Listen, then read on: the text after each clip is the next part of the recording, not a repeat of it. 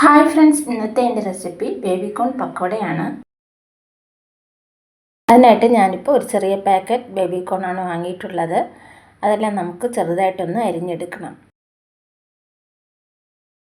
വളരെ ചെറുതായിട്ട് വേണം നമുക്ക് കോണെല്ലാം അരിഞ്ഞെടുക്കാൻ. അതിനുശേഷം നമുക്ക് ഒരു വലിയ സവാള കൊത്തി അരിഞ്ഞത് കൂടി ചേർത്ത് കൊടുക്കാം. ഇനി ചേർത്ത് കൊടുക്കേണ്ടത് ഒരു ചെറിയ ക്യാരറ്റ് അരിഞ്ഞതാണ്. കൂടെ ചേർത്ത് കൊടുക്കുന്നത് ഇഞ്ചി വെളുത്തുള്ളി ഗ്രേറ്റ് ചെയ്തെടുത്തതാണ്. 2 പച്ചമുളക് അരിഞ്ഞത് ചേർത്ത് കൊടുക്കുന്നുണ്ട്. കൂടെ തന്നെ കറിവേപ്പിലയും മല്ലിയിലയും അരിഞ്ഞത് ഒരു കൈപ്പിടി അളവിൽ ചേർത്ത് കൊടുക്കാം. ഇനി 1 സ്പൂൺ പെരിഞ്ജീരകം ഇട്ട് കൊടുക്കാം. ഉപ്പ് ആവശ്യത്തിന് ചേർത്ത് കൊടുക്കണം.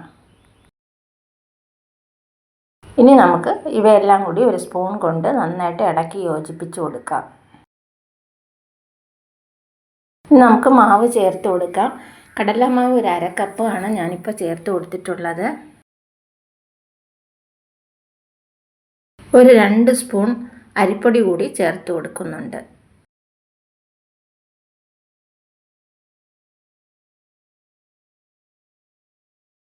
ഗരം മസാല 1 സ്പൂൺ ഇട്ട് കൊടുക്കാം. ഇനി നമുക്ക് കാശ്മീരി ചില്ലി പൗഡറാണ് ആവശ്യം, അതുകൂടി 1 സ്പൂൺ ചേർത്ത് കൊടുക്കാം. ഇനി എല്ലാം ഒന്ന് നന്നായിട്ടൊന്ന് വീണ്ടും മിക്സ് ചെയ്തെടുക്കണം. എല്ലാം നന്നായിട്ട് മിക്സ് ചെയ്ത ശേഷം നമുക്ക് ആവശ്യത്തിന് വെള്ളം ഒഴിച്ച് പക്കോടയ്ക്കുള്ള മാവ് തയ്യാറാക്കാം. കൈകൊണ്ട് തന്നെ മാവ് നന്നായിട്ട് കുഴച്ചെടുക്കുക.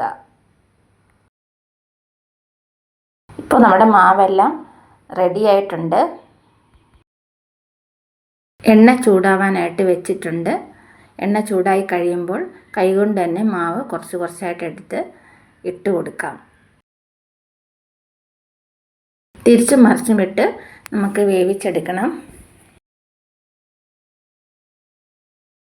അങ്ങനെ നമുക്ക് തയ്യാറാക്കി വെച്ചിരിക്കുന്ന എല്ലാ മാവും ചേർത്ത് പക്കോട തയ്യാറാക്കിയെടുക്കാം. ഇത് വളരെ ടേസ്റ്റി ആയിട്ടുള്ള ഒരു റെസിപ്പിയാണ്. ഇത് എല്ലാവരും ട്രൈ ചെയ്ത് നോക്കുക. വീഡിയോ ഇഷ്ടമായ ലൈക്ക്, ഷെയർ ആൻഡ് സബ്സ്ക്രൈബ് ചെയ്യുക.